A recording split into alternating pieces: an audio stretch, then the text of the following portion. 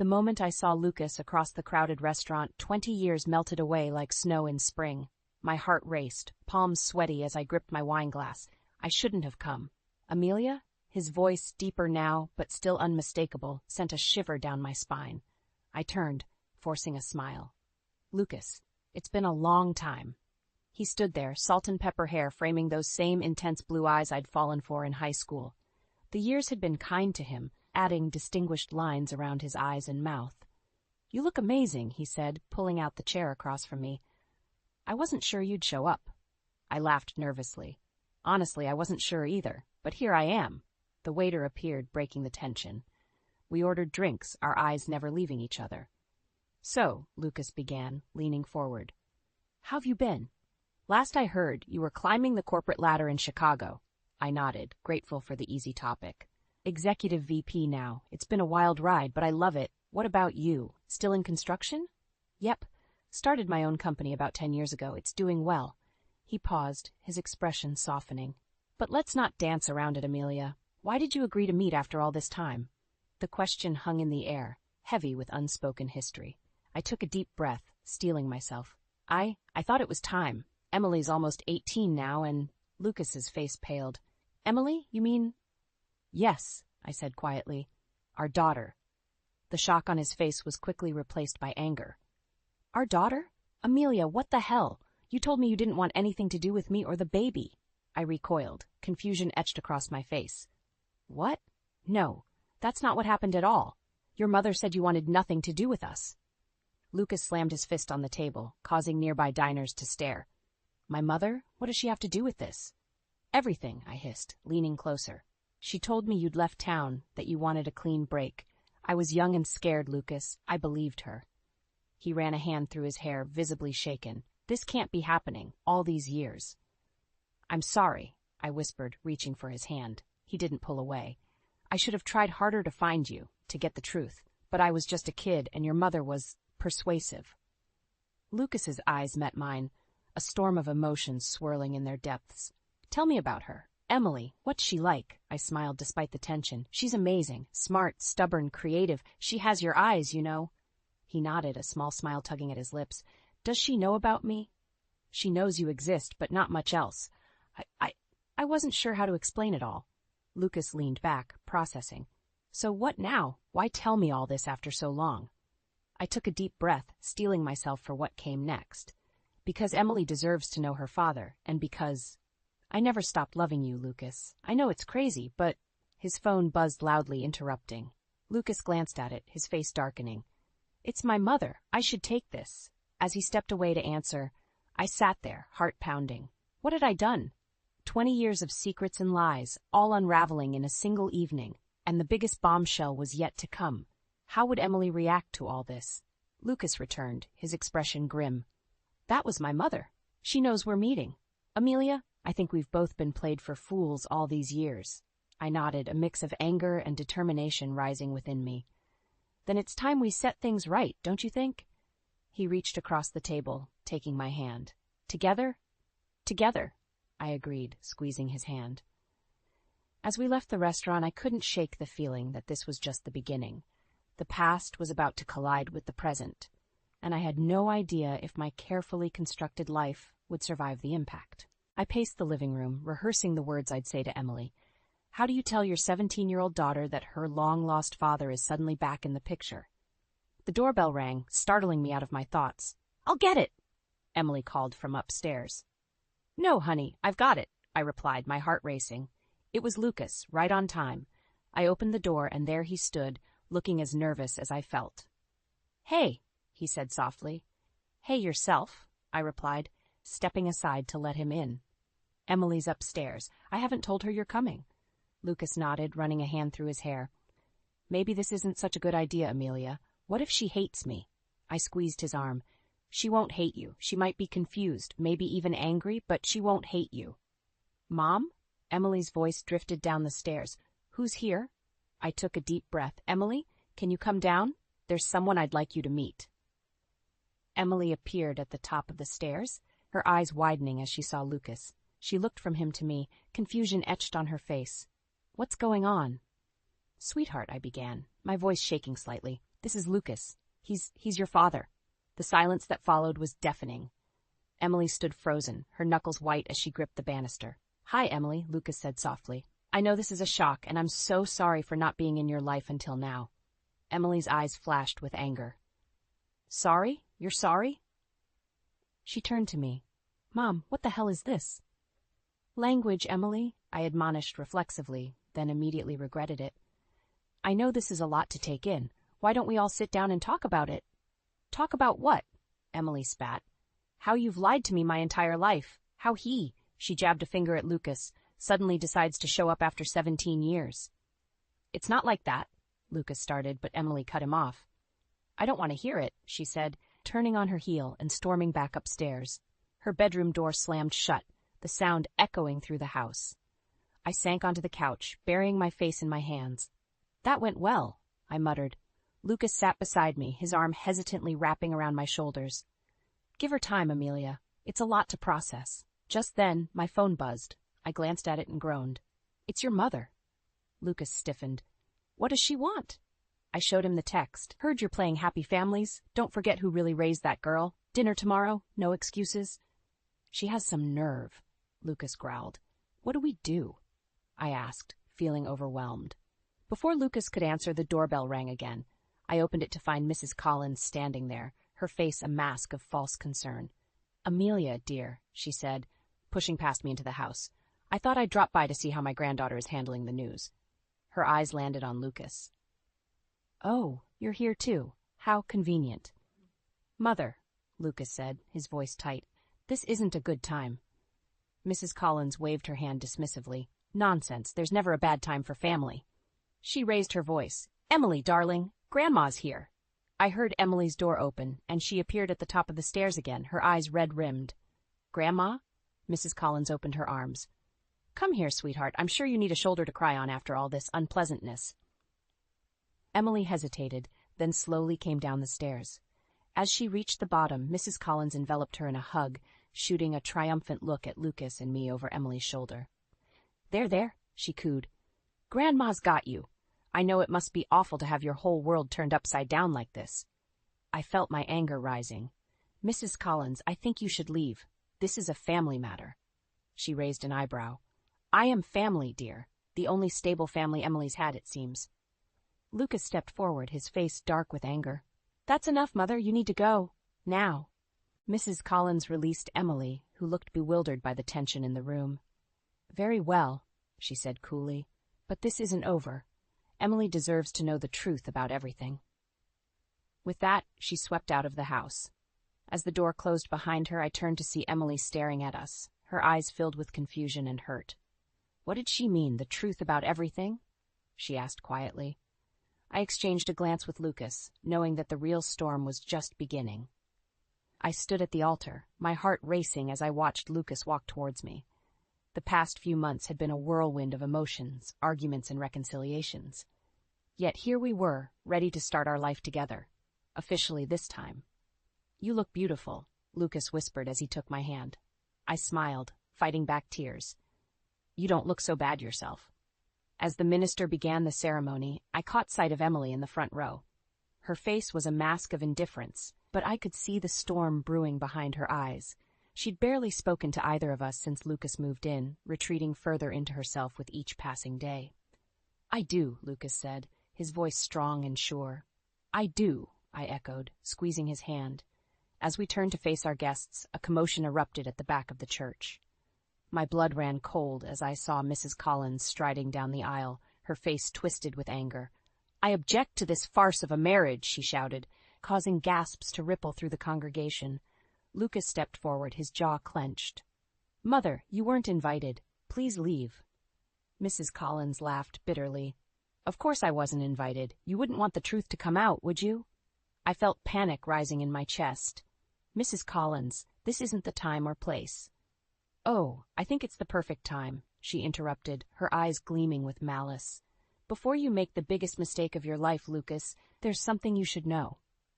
Emily stood up, her face pale. "Grandma, please don't do this." Mrs. Collins ignored her, focusing on Lucas. "Your precious Amelia isn't as innocent as she pretends to be. Did she tell you about the other men she was seeing when you got her pregnant? How she wasn't even sure you were the father?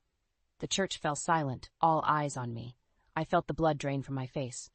That's not true, I whispered. Lucas turned to me. Confusion and hurt etched across his features. Amelia? I shook my head frantically. Lucas, I swear she's lying. There was never anyone else. Mrs. Collins smirked. Oh, really? Then perhaps you'd like to explain these? She pulled out a stack of old letters from her purse. I found these in Lucas's old room. Love letters from other men, dated right around the time Emily was conceived. Lucas snatched the letters, his hands shaking as he read them. I felt my world crumbling around me. Lucas, please, I begged. I don't know where those came from, but they're not mine. You have to believe me. He looked up at me, his eyes filled with pain and betrayal. I don't know what to believe anymore. Emily suddenly spoke up, her voice trembling. Those aren't Mom's letters. We all turned to look at her. She was standing now, fists clenched at her sides. What do you mean, sweetheart? Mrs. Collins asked, her voice sickly sweet. Emily took a deep breath. I found those letters in your study last week, Grandma. They're forgeries. I saw the receipts from the vintage paper store and the handwriting expert you hired. A collective gasp went through the church. Mrs. Collins' face drained of color. Emily, you don't know what you're talking about. I know exactly what I'm talking about, Emily interrupted, her voice growing stronger. You've been trying to keep them apart for years. You lied to both of them back then, and you're lying now. Lucas turned to his mother, his expression hardening. Is this true? Mrs. Collins sputtered, looking around wildly. I was only trying to protect you, Lucas. She wasn't good enough for you then, and she isn't now. Get out, Lucas said, his voice low and dangerous. Get out of this church, and get out of our lives, for good this time. As the ushers escorted a protesting Mrs. Collins out, I turned to Emily, tears in my eyes. Thank you, I whispered. She nodded, a small smile tugging at her lips. I may not be happy about all this, but you're still my mom, and he's my dad. We should at least try to be a family. Lucas wrapped an arm around each of us, pulling us close. I couldn't agree more, he said softly. As we stood there, the three of us together for the first time, I realized that this was just the beginning of our journey. We had a lot of healing to do, a lot of trust to rebuild, but for the first time in years, I felt hope blossoming in my chest. We were a family, flaws and all, and we'd face whatever came next together. The shrill ring of my phone jolted me awake. I fumbled for it in the dark, my heart racing as I saw Janet's name on the screen. Janet? What's wrong? I asked, my voice thick with sleep. Amelia, it's Tom. Janet's husband's voice came through, choked with emotion. Janet, she's gone. Heart attack. I didn't know who else to call. The world seemed to tilt on its axis. Janet, my best friend since college, my rock through every crisis, gone? It couldn't be true. I'll be right there, I managed to say before hanging up. Lucas stirred beside me. Amelia? What's happening? I turned to him, tears already streaming down my face. Janet's dead. Heart attack. I have to go. He sat up, pulling me into his arms. I'll come with you. The drive to Janet's house was a blur. When we arrived, the sight of the ambulance in the driveway made it all too real. Tom met us at the door, his face ashen. She's gone, he whispered, collapsing into my arms. The next few hours passed in a haze of grief and disbelief.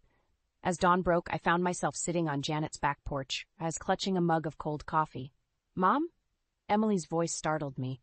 I hadn't even realized Lucas had gone to pick her up. Oh, sweetie, I said, opening my arms. She hesitated for a moment before stepping into my embrace. I'm so sorry about Aunt Janet, she murmured. I held her tightly, grateful for this moment of connection amidst the chaos. Thank you, honey. I know you loved her too. As Emily pulled away, I saw Lucas watching us from the doorway, his face etched with concern. I knew he felt helpless, unsure how to comfort us in our grief. The days that followed were a whirlwind of funeral arrangements and condolence calls. I threw myself into helping Tom, grateful for the distraction from my own pain. But as the day of the funeral dawned, the reality of Janet's absence hit me anew. Standing at the podium to deliver the eulogy, I looked out at the sea of faces. Tom, broken and lost. Emily, her eyes red-rimmed but dry. Lucas, his gaze steady and supportive.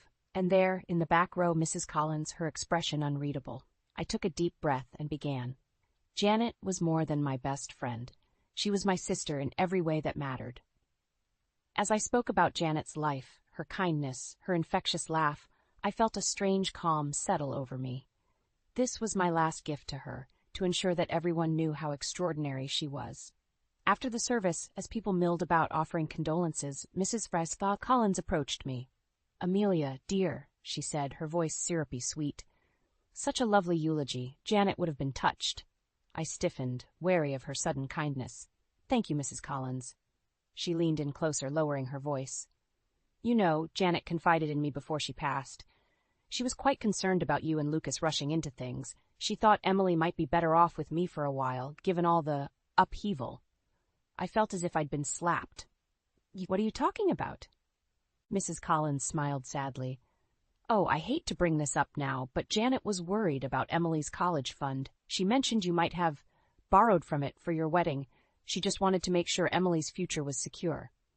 My mind reeled. Janet would never have said such things, would she? And how dare Mrs. Collins bring this up now, of all times? Before I could respond, Lucas appeared at my side. "Is everything all right here?" he asked, his voice tight. Mrs. Collins patted my arm, "Just offering my condolences. We'll talk more later, dear." As she walked away, I turned to Lucas, my emotions a tangled mess of grief, anger, and confusion. "What did she want?" he asked. I shook my head, unable to form words. How could I tell him that our happiness might be tearing our family apart? That even Janet, my dearest friend, might have doubted us? As I looked across the room at Emily, standing alone and looking lost, I realized I had a decision to make. One that could change everything. The somber atmosphere of Janet's funeral weighed heavily on me as I stood near her casket, accepting condolences from a seemingly endless line of mourners. Lucas hovered nearby, his presence both comforting and somehow distant. Emily had retreated to a corner, her face a mask of quiet grief. As the last of the guests offered their sympathies, I felt a familiar chill run down my spine. Mrs. Collins approached, her face a picture of false concern. "Amelia, dear," she cooed, "such a tragedy. Janet was such a pillar of the community." I nodded stiffly, bracing myself for whatever Barb was coming next. "You know," Mrs. Collins continued, lowering her voice conspiratorially, "Janet and I had quite a long chat just last week. She was so concerned about Emily's future." My guard instantly went up. "What are you talking about?" Mrs. Collins' eyes gleamed with malice. "Well, it seems Janet was worried about Emily's inheritance. She mentioned something about you dipping into Emily's college fund for your hasty wedding." The accusation hit me like a physical blow. "That's absurd," I hissed. "Janet would never." "Oh, but she did," Mrs. Collins interrupted. "She was quite distressed about it. In fact, she suggested that perhaps Emily would be better off living with me for a while, given all the upheaval in your household." Red-hot anger surged through me. How dare she use Janet's memory to manipulate us? "Mrs. Collins," I said, my voice dangerously low, "I don't know what game you're playing, but this ends now. Janet would never have said those things, and you know it." She feigned innocence. "I'm only relaying what Janet told me, dear. Perhaps we should discuss Emily's living arrangements and her financial future. After all, it's what Janet would have wanted." Something inside me snapped. "Enough!" I shouted, drawing startled looks from the remaining mourners. "How dare you use my best friend's funeral to push your agenda? You've been trying to tear this family apart from the moment Lucas and I reconnected, and I won't stand for it anymore." Mrs. Collins' face hardened. "Now, Amelia, let's not make a scene." "No, let's make a scene," I retorted, my voice rising. "Let's talk about how you lied to Lucas and me 20 years ago, keeping us apart. Let's discuss how you've manipulated Emily, poisoning her against her own father. You're toxic, Mrs. Collins, and I won't let you hurt my family anymore." Lucas appeared at my side, his face a mix of concern and determination. "Mother, I think it's time for you to leave." Mrs. Collins' eyes darted between us, realizing she'd lost this round. "This isn't over," she hissed before turning on her heel and stalking away. As the door slammed behind her, I became acutely aware of the stunned silence in the room. Emily stood frozen, her eyes wide with shock and confusion. "Mom?" she whispered. What just happened?" I felt the weight of every eye in the room on me. The truth I'd been holding back for so long threatened to spill out. But was this really the time or place? Lucas squeezed my hand. "Amelia," he said softly, "I think it's time we told Emily everything." No more secrets. I looked at my daughter, seeing the hurt and uncertainty in her eyes. Then I glanced at Janet's photo on the casket, her warm smile seeming to encourage me even now. Taking a deep breath, I made my decision. "You're right," I said to Lucas. Then, turning to Emily, I held out my hand. "Sweetheart, there's something we need to tell you. About your grandmother, about your father and me, about everything." Emily hesitated for a moment before taking my hand. As we moved to a quiet corner of the room, I knew that whatever came next would change our family forever. But with Janet's memory to guide me and Lucas by my side, I was finally ready to face the truth, and whatever consequences came with it. The days following Janet's funeral blurred together in a haze of grief and tension. Emily had retreated further into herself after our revelation, barely speaking to Lucas or me. I felt like I was walking on eggshells in my own home, the weight of unspoken words crushing us all. It was a crisp Saturday morning when everything came to a head. I was in the kitchen, mindlessly stirring a cup of coffee when Lucas burst through the door, his face ashen. "Amelia, we need to talk. Now." The urgency in his voice sent chills down my spine. "What's wrong?" He thrust a stack of papers onto the counter. "I found these in my mother's study. She's been lying to us for years." My hands shook as I picked up the documents, forged letters, manipulated bank statements, even a fake paternity test, all designed to keep Lucas and me apart, to make him believe I wanted nothing to do with him or our unborn child. "Oh my God," I whispered, feeling sick to my stomach. "Lucas, I had no idea." "I know," he cut me off, his voice tight with anger. "But that's not all. Look at the last page." I flipped to the final document, my eyes widening in horror. It was a petition for guardianship of Emily, filed by Mrs. Collins just days ago. "She's trying to take our daughter," I breathed, panic rising in my chest. Before Lucas could respond, the front door slammed open. Mrs. Collins strode in, flanked by two stern-looking men in suits. "I'm sorry it's come to this," she said, her voice dripping with false sympathy. "But it's clear that Emily needs a stable home environment." I stepped forward, fury coursing through my veins. "How dare you? After everything you've done, you think you have any right to our daughter?" Mrs. Collins smiled coldly. "I have every right. I've been more of a parent to her than either of you. And now, with all the upheaval in your lives, it's time for Emily to come live with me permanently." Lucas moved to stand beside me, his jaw clenched. "You're not taking her anywhere, Mother. We know the truth now, all of it." For a moment, I saw a flicker of uncertainty in Mrs. Collins' eyes, but she quickly recovered, her mask of superiority firmly back in place. "Truth? What truth? All I see are two selfish adults who've turned that poor girl's life upside down. Emily needs stability, structure, something you clearly can't provide." As if on cue, Emily appeared at the top of the stairs, her eyes wide with fear and confusion. "What's going on?" Mrs. Collins turned to her, arms outstretched. "Emily, darling, come down. It's time to go home with Grandma." I felt my world tilting on its axis. This couldn't be happening. We couldn't lose Emily. Not now, not after everything we'd been through. "Emily, please," I pleaded, my voice breaking. "Don't listen to her. We love you. We want you here with us." Emily hesitated, her gaze darting between us and her grandmother. The tension in the room was palpable, every second stretching into an eternity. Suddenly, Lucas stepped forward, his voice steady and determined. "Mother, this ends now. You've manipulated and lied to all of us for far too long. I won't let you tear this family apart anymore." Mrs. Collins' face contorted with rage. "You ungrateful boy. After everything I've done for you." "Everything you've done?" I exploded, unable to contain my anger any longer. "You mean like keeping Lucas from his child for 18 years? Poisoning Emily against us? Trying to steal our daughter?" The room fell silent, all eyes on Mrs. Collins. For the first time, I saw a crack in her carefully constructed facade. She looked scared. "I was only trying to protect my family," she stammered. "No," Lucas said firmly. "You were trying to control us, and it stops now." As we stood there, the air thick with tension, I realized we'd reached a turning point. Whatever happened next would define our family forever. I looked at Emily, still frozen on the stairs, her eyes filled with a mix of fear and dawning understanding. In that moment, I knew what I had to do.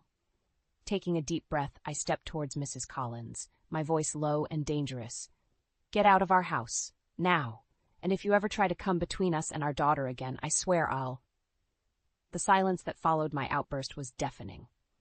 Mrs. Collins stood frozen, her face a mask of shock and disbelief.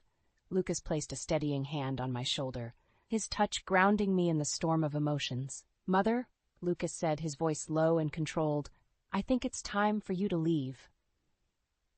Mrs. Collins' eyes darted between us, desperation creeping into her expression.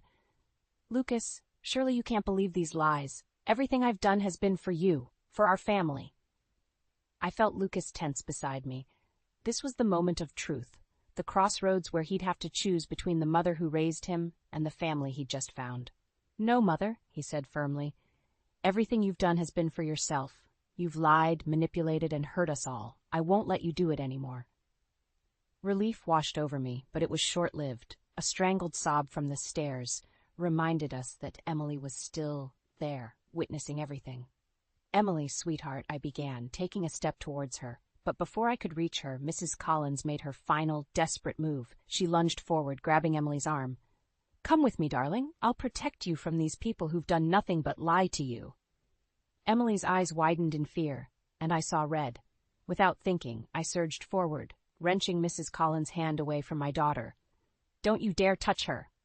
In the chaos that followed, I barely registered Lucas calling the police or Mrs. Collins's hysterical screaming.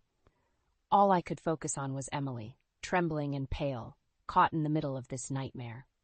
As the police arrived and began questioning everyone, I pulled Emily into a tight embrace. "I'm so sorry, baby. I'm so sorry." She clung to me, her body shaking with silent sobs. Over her shoulder, I watched as Lucas gave his statement to the officers, his face a mix of pain and determination. Hours later, after Mrs. Collins had been escorted away and the house had fallen into an uneasy quiet, the three of us sat in the living room, emotionally exhausted. "I heard everything," Emily said suddenly, her voice small. "I was at the top of the stairs. I heard what Grandma did." Lucas leaned forward, his elbows on his knees. "Emily, we never wanted you to find out like this. We were trying to protect you." She looked up, her eyes shining with unshed tears. "But why didn't you tell me sooner? Why did you let me believe all those things about you, Dad?" The word Dad hung in the air, fragile and new. Lucas's breath caught, and I saw the emotions play across his face. "I was afraid," he admitted softly. "Afraid you wouldn't want me, afraid I'd mess everything up. I should have been braver for you." I reached out, taking both their hands in mine. We all should have been braver. But Emily, you have to know that everything we've done, every decision we've made, has been out of love for you. Emily nodded slowly, processing. I don't know who to trust anymore. Grandma was always there for me, and now—" "I know, sweetheart," I said, my heart breaking for her. "But we're here now, all of us together. We can figure this out." As we sat there, the weight of everything that had happened pressing down on us, I realized that this was just the beginning. We had a long road ahead, full of healing and rebuilding trust. Lucas squeezed my hand, his eyes meeting mine over Emily's head. In that moment, I saw all the love, pain, and determination we shared. Whatever came next, we'd face it as a family. But as the night wore on and Emily finally drifted off to sleep between us on the couch, a nagging fear gnawed at the edges of my mind. Mrs. Collins' words echoed in my ears. "This isn't over." I knew, with a certainty that chilled me to the bone, that she was right. This was far from over, and as I looked at my fragile, newly formed family, I wondered if we were strong enough to withstand whatever storm was coming our way. The weeks following Mrs. Collins' dramatic exit were a minefield of emotions. Emily oscillated between anger and grief, lashing out one moment and withdrawing the next. Lucas struggled with guilt, second-guessing every interaction with his daughter. And I felt like I was barely holding us all together with sheer willpower. It all came to a head on a rainy Sunday afternoon. I was in the kitchen, mindlessly stirring a pot of soup, when I heard raised voices from the living room. "You can't just waltz in here and expect to be my dad!" Emily shouted. "Where were you for the past 17 years? I rushed in to find Emily and Lucas facing off, both red-faced and teary-eyed. "I'm trying, Emily," Lucas pleaded. "I know I can't make up for lost time, but nothing." Emily cut him off. "You left us. You chose to believe Grandma over Mom. How can I ever trust you?" The pain in Lucas's eyes was unbearable. I stepped forward, ready to intervene, when suddenly Emily turned on me. "And you," she cried. "You lied to me my whole life. You let me believe Dad didn't want us. How could you?" Her words hit me like a physical blow. All the guilt, all the regret I'd been carrying for years came crashing down on me. I sank onto the couch, my legs unable to support me any longer. "You're right," I whispered, tears streaming down my face. "We've all made terrible mistakes. We've hurt each other in ways that seem unforgivable." The room fell silent, the weight of our shared pain hanging heavy in the air. "But," I continued, finding strength I didn't know I had, "we're family. And family means we don't give up on each other, even when it's hard. Especially when it's hard." I looked up at Emily, seeing the conflicted emotions warring in her eyes. "Sweetheart, I know we've let you down, but we love you more than anything in this world. Can you give us a chance to prove it?" Emily's lower lip trembled, and for a moment I saw the little girl she used to be, scared, vulnerable, desperate for love and security. Lucas knelt beside her, his voice soft. "Emily, I know I can never make up for the years I missed, but if you'll let me, I want to spend the rest of my life trying to be the father you deserve." The tension in the room was palpable as we waited for Emily's response. Finally, she spoke, her voice barely above a whisper. "I'm scared," she admitted. What if we try and it all falls apart again?" I moved to her other side, forming a protective circle around her. "Then we'll pick up the pieces and try again. That's what families do." Emily looked from me to Lucas and back again. Then slowly she nodded. "Okay," she said. "Okay, let's try." The relief that washed over me was indescribable. We weren't magically healed. There was still so much to work through. But we'd taken the first step. As we sat there holding each other and letting the tears flow freely, I felt something shift inside me. The fear and uncertainty that had been my constant companions for so long began to fade, replaced by a cautious hope. Later that night, as Lucas and I lay in bed, emotionally exhausted but oddly at peace, he turned to me. "Amelia," he said softly, "I know we've been through hell, but I want you to know. I'd do it all again if it meant ending up here, with you and Emily." I felt tears prick my eyes again, but this time they were tears of joy. "I love you," I whispered, kissing him softly. As I drifted off to sleep, I thought about the long road ahead of us. There would be more challenges, more tears, more moments of doubt, but for the first time in years, I wasn't afraid to face them. We were a family. Imperfect, scarred, but unbreakable. And together we could weather any storm. The next morning, I woke to the sound of laughter drifting up from the kitchen. I found Lucas and Emily attempting to make pancakes, flour dusting their clothes and grins on their faces. As I watched them, my heart swelled with love and gratitude. This was what I'd always dreamed of, a family, whole and healing, facing the future together. "Room for one more?" I asked, stepping into the kitchen. Emily looked up, her smile bright and genuine. "Always, Mom, always." And in that moment, I knew that no matter what challenges lay ahead, we'd face them as a family, stronger, wiser, and more loving than ever before.